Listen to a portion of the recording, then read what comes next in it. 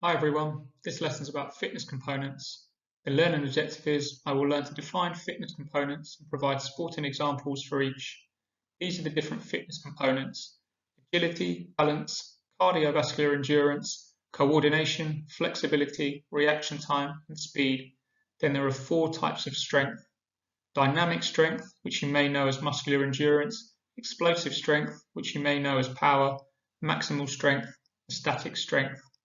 The rest of the presentation will go through each of these one at a time, giving the definition and then a sporting example. In terms of you trying to remember them, the best thing to do is practice writing out the information, checking it against the information in this presentation, and then any that you get wrong, going over and repeating it until you get them all right. Agility is the ability to move and change direction quickly with control. A good example of this is when marking an opponent in netball. You can have other examples, but the key thing is you focus on a change of direction when you're moving, not just straight line speed.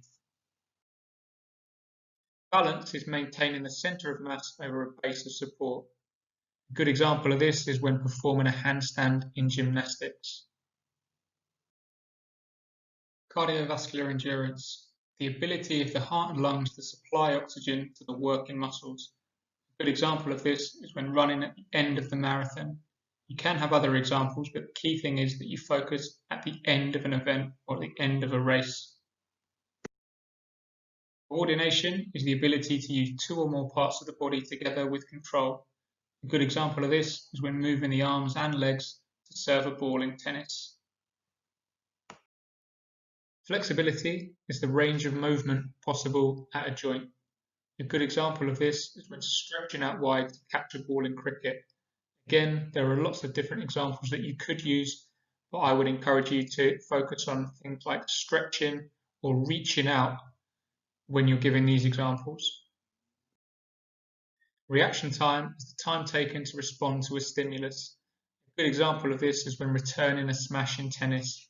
The key thing is with your examples that you're focusing on something that's coming at you quickly. So don't just say catching a ball in cricket. It should be catching a ball that's coming at you quickly in cricket. Speed is the maximum rate at which you can perform a movement or cover a distance.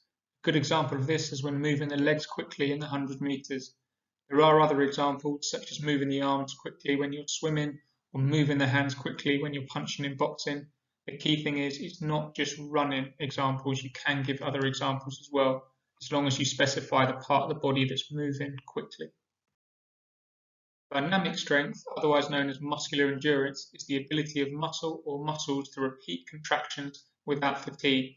A good example of this is when repeatedly punching an opponent in boxing. Lots of different examples you could use. The key thing is you focus on repeated contractions. Explosive strength or power is the maximum strength multiplied by maximum speed. I like the jumping example, so a good example of this is when jumping for a rebound in basketball. Maximal strength is the largest force possible in a single contraction. A good example of this is when throwing a shot put in athletics. Static strength is the amount of strength applied to an immovable object. An example of this would be when holding a handstand in gymnastics. This isn't an easy thing to do. The muscles are working hard, but as there's no movement and no change in length of the muscles, this is an isometric muscle contraction. Another example of this would be from the start of a 100 meters race, where the athletes are in the get set position. They're working hard to hold that position, but until they go, there's actually no change in length of the muscles, so it's known as static strength.